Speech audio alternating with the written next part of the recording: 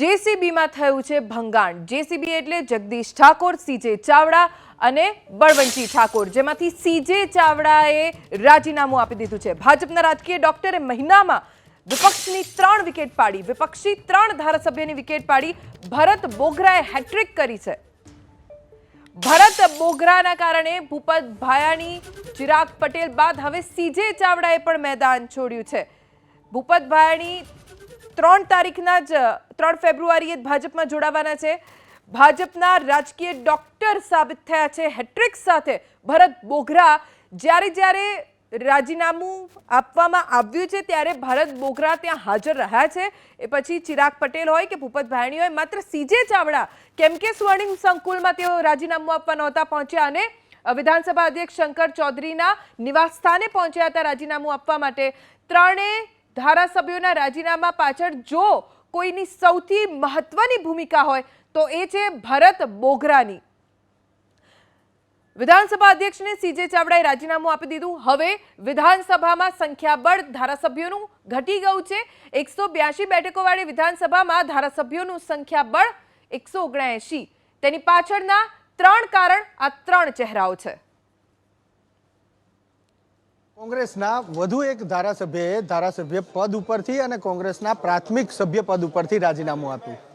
વાત છે વિજાપુરના પૂર્વ ધારાસભ્ય ડૉક્ટર સીજે ચાવડાની। સીજે પહેલાં સરકારી અધિકારી, ત્યારબાદ રાજકારણમાં આવવું, મુખ્યમંત્રી એક સમયના એના સલાહકાર સચિવ રહેવું, કોંગ્રેસ સાથે જોડાવું, અચાનક 25-27 વર્ષે એવું તો શું થયું કે કોંગ્રેસ છોડવી પડી? ઘણા વર્ષો સુધી કોંગ્રેસ પાર્ટી સાથે રહી અને મેં કામ કર્યું છે, સેવા આપી છે। ગઈકાલ સાંજ સુધી કોંગ્રેસ પક્ષમાં અને મારા મત વિસ્તારમાં પ્રજાની વચ્ચે જઈને કામ કર્યું છે અને આજે મેં રાજીનામું આપ્યું છે એટલે ચોક્કસ દુઃખ થાય, પરંતુ એ દુઃખ થવા કરતાં એમાં જે પ્રશ્નો ઊભા થયા છે એ પ્રશ્નોનું નિરાકરણ કરવું મારા માટે જરૂરી હતું। જે આશય માટે, જે કારણ સાથે હું આઈએએસ પદ છોડીને ભવિષ્યમાં 15-20 વર્ષ સુધી કલેક્ટરશીપ કરી શકત એવી જગ્યા છોડીને પ્રજાની સેવા માટે રાજકારણમાં જોડાયો હતો, પરંતુ દિવસે દિવસે કોંગ્રેસ પાર્ટીમાં કેટલાક નેતાઓ એને મારી વાતને સમજી ન શક્યા। હું જે કામગીરી કરી રહ્યો હતો એ કામગીરી પ્રજા ચોક્કસ સમજતી હતી। પ્રજાએ ચોક્કસ મને સાથ સહકાર આપ્યો છે, ચાહે હું ગાંધીનગર લડ્યો હોઉં, ચાહે હું વિજાપુર લડું, કે ચાહે સંસદ લડ્યો હોય, કે ચાહે હું જિલ્લા પંચાયત મહેસાણા લડ્યો હોઉં। તમામ ક્ષેત્રોમાં પ્રજા હંમેશા મારી સાથે રહી હતી, કારણ કે પ્રજા મારા કામથી વાકેફ હતી અને મારા કામ સાથે સંકળાયેલી રહી છે। આ બધું જ કોંગ્રેસના નેતાઓ સમજતા હોવા છતાં મારો જે પ્રકારે જોઈએ એવો ઉપયોગ નથી થયો, હું ચોક્કસપણે સ્વીકારું છું અને એનું મને દુઃખ નથી, એનું કોઈ સખેત મને વિરોધ છે એવું પણ નથી। હાલ જે નેતાઓ કોંગ્રેસ પાર્ટી ચલાવી રહ્યા છે એની સાથે મારે કોઈ વ્યક્તિગત દુશ્મનાવટ નથી, પરંતુ હાલની ગુજરાતના નેતાઓ જે સમગ્ર વિશ્વમાં ઉભરી રહ્યા છે અને દેશમાં ગુજરાત આજે સંચાલન કરી રહ્યું છે, ત્યારે જેમ ગાંધી અને સરદારની સાથે સમગ્ર દેશ અને વિશ્વ જોડાયો હતો, એમ જ્યારે તમામ પ્રવાહો આજે ગુજરાતના નેતૃત્વને સ્વીકારવા જઈ રહ્યા છે, ત્યારે આપણે ગુજરાતના આગેવાન તરીકે વિઘ્નરૂપ ત્યાં પણ બનવા નહોતો માગતો અને અહીંયા પણ બનવા નથી માગતો। સાથે રહીને, હંમેશા સાથે રહીને જ રાજકારણના પ્રવાહો સાથે રહીને જ ગુજરાતની પ્રજા સાથે રહીને હંમેશા મેં મારું રાજકારણ ચલાવ્યું છે અને હાલ બીજું કશું કહેતો નથી, પરંતુ કોંગ્રેસ પક્ષમાંથી પ્રાથમિક સભ્ય પદેથી, ધારાસભ્ય પદેથી મેં રાજીનામું આપ્યું છે।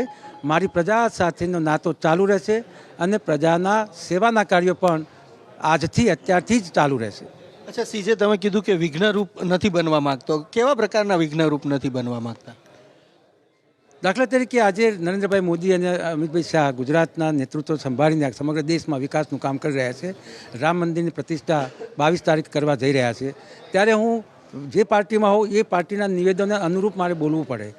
એટલા માટે એક સાચા કાર્યમાં, સાચા પ્રવાહમાં વિરોધ કરવાની વાત આવે। બીજી બાજુ કોંગ્રેસ પાર્ટીના નેતાઓ જે રીતે રવૈયો અજમાવી રહ્યા હોય એમના વિરુદ્ધ હું બહાર ન બોલી શકું, હું એમને અંદર પેટે કહી શકું, બહાર ન બોલી શકું। એટલે બંને બાજુ જે વિઘ્નરૂપ થવાની શક્યતાઓ મારા મારફતે હતી એ દૂર કરી છે હાલ।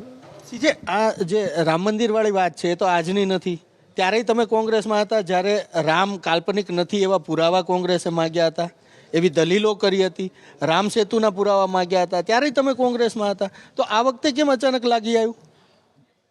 ત્યારે સુપ્રીમ કોર્ટમાં કેસ ચાલતા હતા, સુપ્રીમ કોર્ટનું જજમેન્ટ ના આવે ત્યાં સુધી કોઈ રવૈયા કે કોઈ વાત સાથે આપણે સંમત ન થઈ શકીએ.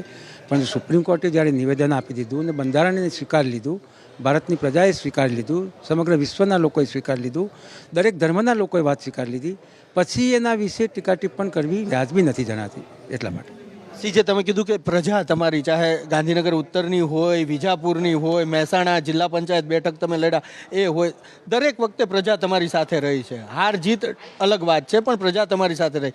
તમે તો આજે પ્રજાનો દ્રોહ કર્યો, કારણ કે 5 વર્ષ માટે વિજાપુરના રાજા તમને બનાવ્યા હતા, ધારાસભ્ય એટલે રાજા ત્યાં.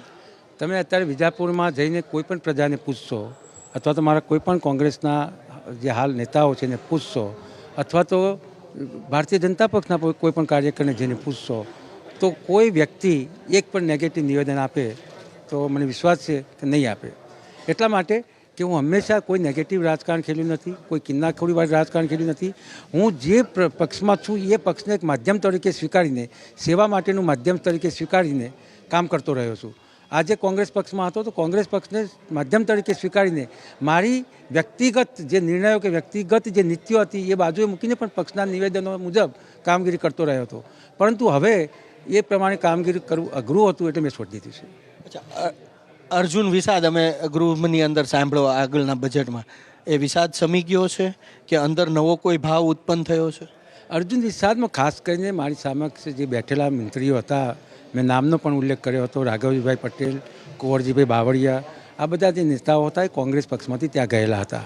એટલે મારે કોની વિરુદ્ધ બોલવું, આ બધા મારા જ છે, મામકાના જ છે, એ રીતે મેં વાત મૂકેલી હતી. ફરી એવી પરિસ્થિતિનું સર્જન થશે ને, જ્યારે ગૃહમાં જશો, તમે ફરી પેટા ચૂંટણી લડશો, જીતશો, ત્યારે ફરી આ અર્જુન વિષાદ નહીં આવે? ચોક્કસ આવશે, પણ સાચો રસ્તો બતાવનાર કૃષ્ણ તો મળશે ને. કોને માનો છો કૃષ્ણ? જે પરિસ્થિતિમાં જ્યારે ઉપસ્થિત થાય ત્યારે કહીશ. અત્યારે જે માહિતી છે એમાં તો અત્યારના તમારા કૃષ્ણ જયરાજસિંહ પરમાર હોય એવું લાગે છે. ના, કોઈ જયરાજસિંહ પરમારને કોઈ વાત નથી. અને જયરાજસિંહ પરમાર ઘણા સમય પહેલાં એ પણ પાર્ટીમાંથી એમની નારાજગીને કારણે પાર્ટી છોડીને ભારતીય જનતા પક્ષમાં જોડાયેલા છે અને એ એમની રીતે કામ કરે છે. સીજે, અમને સીજે ચાવડા હવે ધારાસભ્યના સ્વરૂપમાં જોવા મળશે કે સાંસદના સ્વરૂપમાં જોવા મળશે? સીજે ચાવડાના સ્વરૂપમાં જ જોવા મળશે. ધારાસભ્ય કે સાંસદ? એ હું હાલ જે પાર્ટી છોડી રહ્યો છું અને હજી બીજી કોઈ પાર્ટી જોઈન નથી કરી, એ જોઈન થયા પછી ચોક્કસ હું કહીશ. ક્યારે જોઈન કરવાના છો? હાલ એવું મેં હમણાં જ કહ્યું કે મારા મતદાતાઓ, મારા નેતાઓ, કોંગ્રેસના જે કાર્યકરો હતા જેમને રાજીનામા આજે આપ્યા છે, તમામને મળીને એ લોકો સાથે ચર્ચા વિચારણા કરીને જે નિર્ણય થશે એ નિર્ણય કરીશ.